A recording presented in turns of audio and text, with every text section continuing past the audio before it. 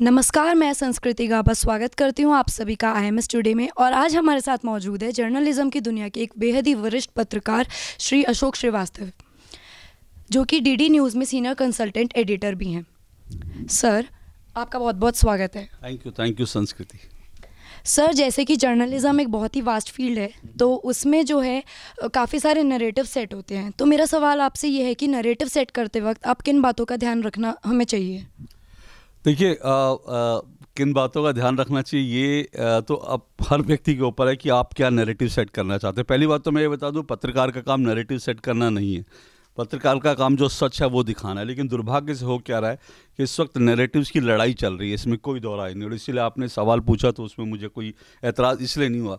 जहाँ तक narrative set करने की बात है, देखिए, इस देश में अलग अलग तरह के नैरेटिव सेट किए जाते हैं। और मैं बड़ा ये ओपनली आपसे कह रहा हूँ कि है क्या कि दुनिया भर में ऐसा माना जाता है कि जो मीडिया है और जो एकेडमिक लाइन है, इसमें एक तरह की जो लेफ्ट आइडियोलॉजी है उसका वर्चस्व है। और ये पूरी दुनिया भर में ऐसा माना जाता है। और भारत में भी ऐसा ही है।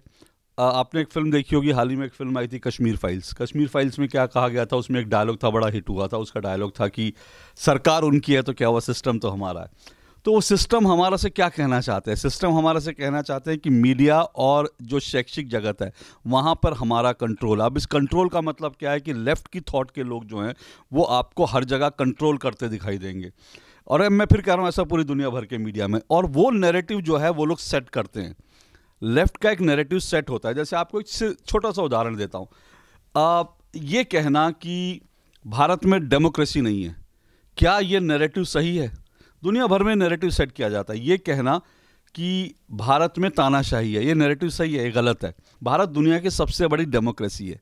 भारत में करीब करीब 80-90 करोड़ लोग वोट देते हैं, जितनी कई देशों की आबादी नहीं। लेकिन आप कहो भारत में डेमोक्रेसी, भारत में हर 6 महीने में, हर एक साल में 2-2, 3-3 स्टेट में इलेक्शन होते हैं।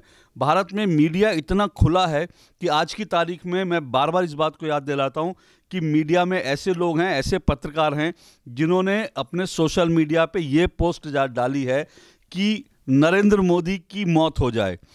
एक पत्रकार ने ये लिखा था कि नरेंद्र मोदी जब जो है इसमें वाराणसी में जब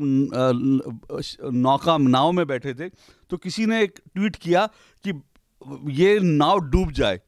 एक जर्नलिस्ट ने इस बात पर बड़ी खुशी जताई कि अमित शाह बीमार पड़ गए। उन्होंने तो आप इसके बाद भी कहते हैं भारत में तानाशाही है।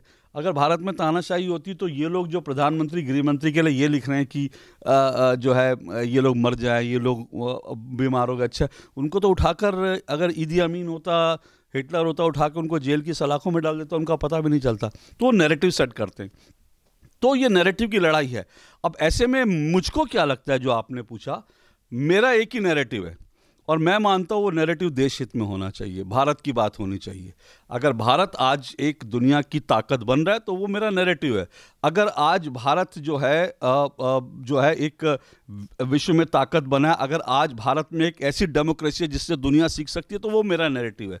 अगर कोई भारत को तोड़ने की बात करता है तो मैं उस नैरेटिव पर चोट करूंगा। अगर कोई ये कहता है कि भारत एक राष्ट्र नहीं है, अभी ए राजा DMK के नेता मंच पर खड़े होकर बोल रहे हैं भारत एक राष्ट्र नहीं है, मतलब आप कितनी बेशर्म बात करते हो। मेरा नैरेटिव उसके खिलाफ है। अगर संदेश खाली में महिलाओं का, और संदेश खाली क्यों, मैं संदेश खाली भी कहता हूँ, BHU भी कहता हूँ, अगर BHU में BJP के लोग, और अगर संदेश खाली में TMC के लोग, और अगर राजस्थान में कांग्रेस के लोग अगर महिलाओं का उत्पीड़न कर रहे हैं, उनके साथ यौन शोषण कर रहे हैं, तो मेरा नैरेटिव ये है कि मैं BHU में BJP के खिलाफ बोलूंगा, मैं संदेश खाली में TMC और इंडिया अलायंस के खिलाफ बोलूंगा जिसके नेता खामोश हैं, और राजस्थान में कांग्रेस के खिलाफ बोलूंगा। तो मेरा नैरेटिव वो है जो इस देश हित में हो, मेरा नैरेटिव वो है जो इस देश की जनता के हित में हो।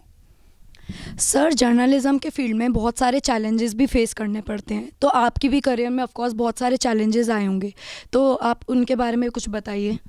मुझे लगता है पार्ट ऑफ दी गेम है। जैसे मुझे पिछले साल ही जो इंडिया अलायंस है, जिसको मैं इंडिया अलायंस बोलता हूँ, उन्होंने जो 14 पत्रकारों की लिस्ट निकाली उसमें मेरा भी नाम दिया और मुझे उन्होंने बहिष्कार कर दिया। अब मैं आपको एक बात बताऊं, मैं अकेला ऐसा व्यक्ति हूं जिसने DD में एक बहुत बड़ा, हमने एक परिवर्तन लेके, अकेला मतलब मैं एंकर ऐसा हूं, मैं ऐसा जर्नलिस्ट हूं, मेरे पीछे और लोग थे, मतलब डीडी को जो लोग मेरे बॉसेस हैं जिन्होंने मुझ पर भरोसा किया, हमारे चाहे सीईओ बाकी लोग हों, लेकिन दूरदर्शन में आपको याद दिला रहा हूँ, दूरदर्शन में आप जाके इतिहास देखिए। इतिहास है कि दूरदर्शन को कभी राजीव दर्शन कहा जाता था, कभी इंदिरा दर्शन कहा जाता था। क्यों कहा जाता था? इसलिए कहा जाता था क्योंकि वहाँ विपक्ष की आवाज़ नहीं होती थी। और मैं वो जर्नलिस्ट हूँ जिसने दूरदर्शन में डीडी न्यूज़ में एक पहल करी 2016 में, 2 टूक नाम से एक प्रोग्राम शुरू किया जिसमें मैंने कहा रोज़ विपक्ष के लोग आएंगे, रोज़ बैठें और रोज़ जो है सरकार से सवाल करें। अब ऐसा करने वाले जो आपको दूरदर्शन पे, जिसको आप मानते थे कि, और ये सर ये इसी कांग्रेस के शासन में आरोप लगा कांग्रेस पर कि कांग्रेस जो है दूरदर्शन को उसने राजीव दर्शन इंदिरा दर्शन बना दिया। यूपीए सरकार में भी दूरदर्शन में डीडी न्यूज़ में ऐसा कोई मंच नहीं था कि जहां पर विपक्ष रोज़ आए। मैंने मंच दिया और आप मुझे बॉयकॉट कर रहे हो। क्यों कर रहे हो? क्योंकि आपको मेरी एक आइडियोलॉजी से, अब मैं जिस लाइन पर जाता हूँ उससे आपको एतराज़ है। हो सकता है आपकी, मैं, हम दो लोग बैठे हैं, आपकी मेरी आइडियोलॉजी अलग हो सकती है। आप मुझे पे आरोप लगा सकती है कि मैं गोदी मीडिया हूँ, लेकिन इसका मतलब है मैं आपसे भाग जाऊँ, मैं कहूँ आपके सवालों का जवाब नहीं दूंगा। मैं आपसे डिस्कस करूँगा, मैं आपको बताऊँगा मैं क्यों गोदी मीडिया नहीं हूँ और आप क्यों इस सवाल गलत कर रही हैं। मैं आपको बताऊँगा देश का असली गोदी मीडिया कौन है। तो ये डेमोक्रेसी तो डिबेट्स का ही हिस्सा है ना। तो मुझे तो इस तरह के चैलेंज आते हैं। पिछले दिनों मेरे एक शो में जो है कुछ लोगों ने मेरे पर हमला करने की कोशिश की। इस तरह के चैलेंज आते हैं। कश्मीर में हम जाते हैं तो वहाँ अलग तरह के एटमॉस्फेयर में हमको काम करना पड़ता है। ये सारे चैलेंज हैं, लेकिन मुझे लगता है ये पार्ट ऑफ द गेम है। इस वक्त मेरा ट्विटर हैंडल मेरा ट्विटर हैंडल में उसमें 3 लाख से ज़्यादा लोग फॉलोअर्स हैं। इस वक्त मैं असहाय हूँ क्योंकि मेरा ट्विटर हैंडल पिछले दिनों ब्लॉक कर लिया, किसी ने हैक कर लिया। और ये मुझे किसी ने बहुत पहले बताया था कि आपके ट्विटर पर आप टारगेट में हो। तो इस तरह के टारगेट होते हैं, लेकिन मैं ये मानता हूँ कि ये पार्ट ऑफ द गेम है। अगर आप मीडिया में हो, और अभी आपने नैरेटिव की बात करी, अगर आप एक भारत विरोधी नैरेटिव से लड़ रहे हो तो आपके ऊपर अटैक होंगे, आपको लोग ब्लॉक करने की कोशिश करेंगे, रोकने की कोशिश करेंगे, आपके ऊपर हमले होंगे। लेकिन मुझे लगता है इससे डरना नहीं चाहिए। सर, जर्नलिज्म अभी काफ़ी सारे स्टूडेंट्स भी परस्यू कर रहे हैं, तो मेरा आपसे ये सवाल है कि आप उनको क्या राय देना चाहेंगे ताकि वो इस फील्ड में सक्सेसफुल हो पाएँ? देखिए, सबसे बड़ी बात है कि मैं एक बात मानता हूँ कि आपको मेहनती बहुत होना चाहिए।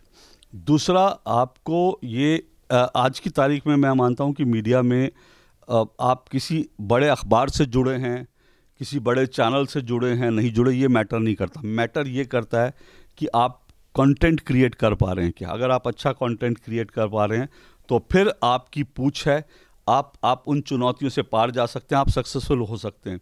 तो आपको ना अपनी सोच बढ़ानी पड़ेगी, आपको बहुत कुछ आपको पढ़ना पड़ेगा, सीखना पड़ेगा, और वो उसके लिए मेहनती विकल्प, और कोई विकल्प नहीं। क्योंकि आप किसी भी जगह पर जाते हैं, आप यहाँ स्टूडियो में बैठे हैं, आपको स्टूडियो मिल गया, कैमरा मिल गया, लेकिन अल्टीमेटली ये सब चीज़ें मिल जाएं, ये सब चीज़ें तो रोज़ पड़ी हैं, आप कितना इस पर काम कर रहे हो, ये बड़ा इंपॉर्टेंट है।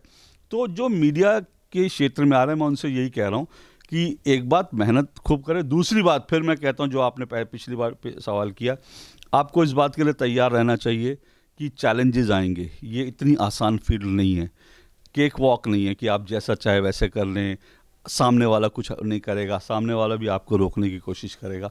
तो वो चैलेंज है, उन चैलेंजेस के लिए तैयार रहना चाहिए।